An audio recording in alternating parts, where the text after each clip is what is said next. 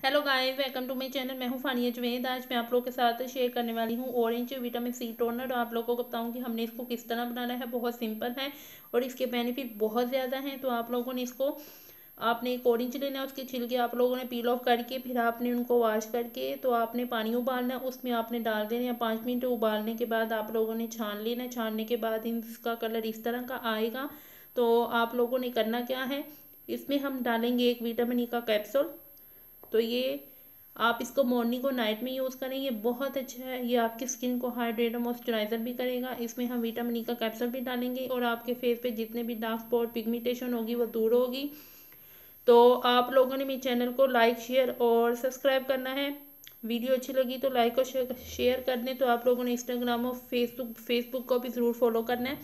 तो ये इस तरह का आप इस तरह की बोतल में डाल के यूज़ कर सकते हो।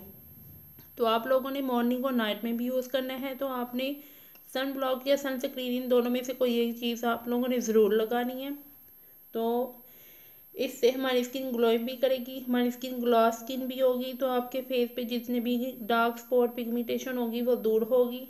तो आपने इसको ज़रूर ट्राई करना है और मुझे सब कमेंट सेक्शन में ज़रूर बताएं। तो आप लोगों ने इसको 2 मंथ तक ज़रूर यूज़ करना है। ये बहुत अच्छा है, आपके फेस पे जितने भी मसले होंगे वो सारे ख़त्म हो जाएंगे। तो वीडियो अच्छी लगी तो लाइक और शेयर कर दें। अल्लाह हाफिज़, बाय बाय।